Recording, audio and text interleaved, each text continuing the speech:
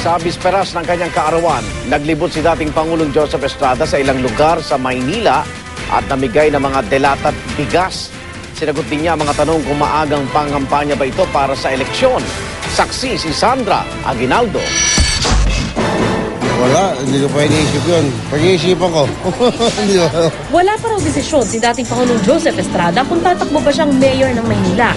Pero sa kanyang paglilibot sa mga mahihirap na komunidad sa Maynila, mayor na ang tawag sa kanya ng ilan. Sa bisperas ng kanyang 75th birthday, inikot din ni Erap ang Baseco, Smoky Mountain at Parola sa Maynila at namigay ng bigas, delata at biskwit. Hindi naman ako nakakampanya. Pwede, ito panata ko na. Ang araw pa, mayor pa ako. At kahit na nakakulong ako, Pero totoo raw na malapit sa puso niya ang Maynila dahil dito siya ipinanganak at naging empleyado pa raw ng City Hall ang kanyang ama. naawa ko sa Luzon ng Maynila dahil napag-iwanan ng Makati, ng Quezon City, ng Taguig, yun pa naman ang capital city natin. Sa aking pagdadasal, minsan may pumapasok sa akin na hindi pa ako dapat magpahinga. Meron pa ako lakas para tumulong sa ating mga kababayan.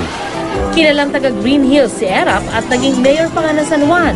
Pero kung tumakbong mayor ng Maynila, di raw problema ang 1-year residency requirement. Meron akong bahay sa Santa Mesa. Hindi issue yun. Yun ang kauna-unahang property ko nung ako'y artista. Natagpuan ng GMA News ang property ni Erap sa Santa Mesa. 4-door apartment na itinayo ng dekada 70 at pinareconstruct noong naging pangulo siya. Hindi pa sikap. Yun. Parang mga goons. Oh, yes, yes. Tapos, Nagbubuhat pa ngayon ng basurahan dyan eh, pag dumadaan ng basurero. Oo, tumira siya kasi yung harapan niyan, parang ano ni doktora yan, ginawang parang clinic at the same time meron siyang pharmacy. ang Maynila ang kabisera ng Pilipinas. Kung sino man ang maging mayor dito ay itinuturing na isa sa pinakamakapangyarihan sa ating bansa. Di nakapagtataka ng mga bigatin din ang mga politikong nag-aasam sa pwestong ito.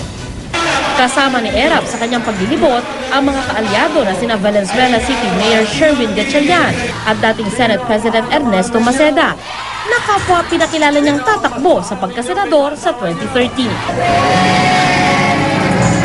Sandra Aguinaldo ang inyong saksi.